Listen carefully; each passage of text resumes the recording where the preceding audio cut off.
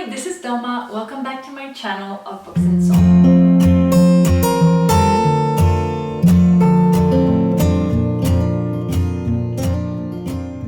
So today I'm back with the Harry Potter series, and in this video I would like to talk to you about the second book in the series, which is called Harry Potter and the Chamber of Secrets.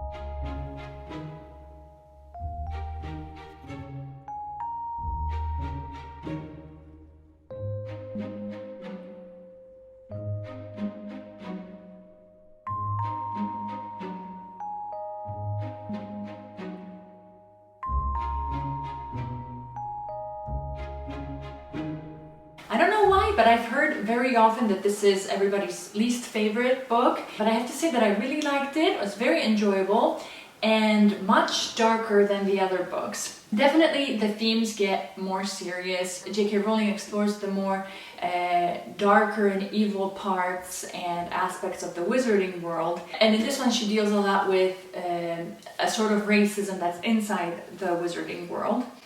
So we learn that there's actually wizards who think they're better than others. We learn that there are some divisions among the social classes in the wizarding world. There are wizards and witches who call themselves pure blood, and then they call muggle-borns mudbloods, which is the worst kind of thing they could think of to call somebody else.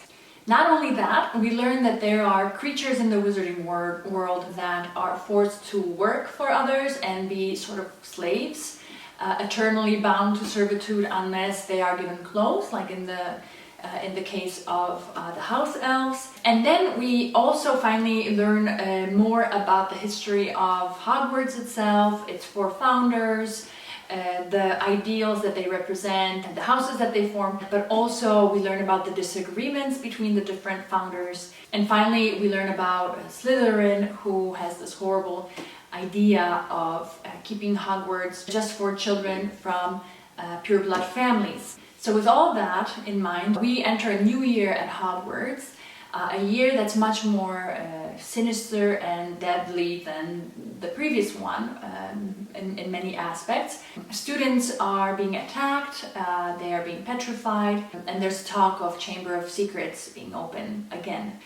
For those who have read all the books in the series, it's very cool to see how little details, well, some little, maybe others a little bit bigger, from this book will show up later on in the 7th, the 6th, the 7th book. So it's very interesting how J.K. Rowling is able to keep track of the details and make everything relevant for all 7 books. So there are 3 things that stand out to me in this book. And one of them I've already briefly mentioned is this idea of social class divisions and superiority among certain wizarding families towards other ones. It's a very important theme throughout the whole series. Yes, also in this one, because Harry's being introduced to this racism that is present in the wizarding world, but it's present in all of the books. It's actually a theme that keeps popping up later on. And so right from the 2nd book, J.K. Rowling is showing us just how horrible and dangerous these ideas are, how far some wizards can take them. And the way that this, we can call it ideology, is literally splitting the wizarding world in half. There are those who think that some wizards are better, matter more, and are worth more, have greater value than other ones. And they're not afraid to say it, and maybe sometimes yes, but usually they're not afraid to say it. And it's not just words, but it's also followed with actions, pretty concrete actions. There are many scenes in the book, especially with Hermione, where the reader can really see how painful it is to be called a mudblood, to be considered worse, especially since Hermione has gained our sympathy already from the 1st book, but also she exceeds in numerous ways the abilities and the capacities of some of the students from pure wizarding families. The next theme that is really important in this book is that of courage, once again, and loyalty. So there are numerous things that Ron and Harry do in this book that require an extreme amount of courage starting from the spiders and going into the Forbidden Forest, to sneaking into the Slytherin common room to figure out what's up with Malfoy, and of course the ending of the book, which I don't want to spoil, but basically requires a huge amount of courage on both Harry's and Ron's part, especially at a certain moment when they get separated. I think also that in this book, J.K. Rowling gives us the character of Professor Lockhart to kind of once again show us basically the antithesis of courage. He's all talk about all the wonderful and great deeds that he's done, and the people he's saved, the evil that he's conquered. But when he is actually needed, and when he is supposed to go into the Chamber of Secrets, he wants to flee. That's his instinctive reaction. There is no courage in this man. He's completely afraid, and he tries to make up for it with just empty words. And so there's this contrast that J.K. Rowling creates by showing us throughout the whole book, showing us these humorous instances with Professor Lockhart, and then the final moment of truth when Harry and Ron show the utmost courage. Of course, loyalty here is being symbolized very much so by Fawkes and the Sword of Gryffindor, and they come because Harry, not for a single moment, doubts Dumbledore and is willing to go against him. But my favorite thing about this book is the way Rowling stresses the importance of choice.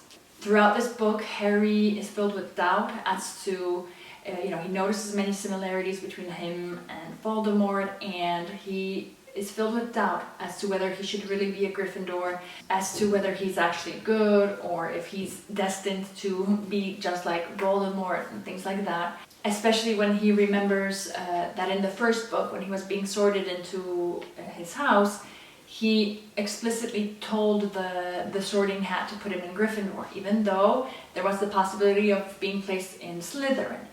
And Dumbledore here, again as the voice of wisdom, tells Harry that what's important is the choice that he made. So the fact that he actually wanted to be in Gryffindor, that he saw himself as being one of the Gryffindors instead of going over to the Slytherins, is important.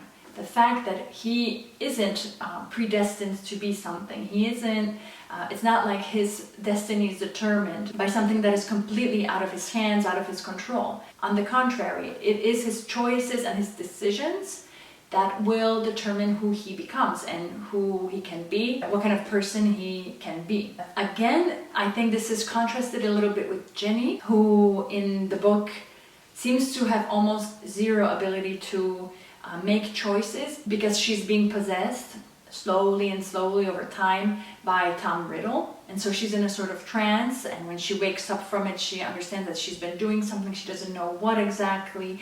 She is not in control of her life at this point, and it's really Tom Riddle steering her in many ways. Of course, none of this is because Ginny wants it, but it happens to be this way because of the power of Tom Riddle's diary.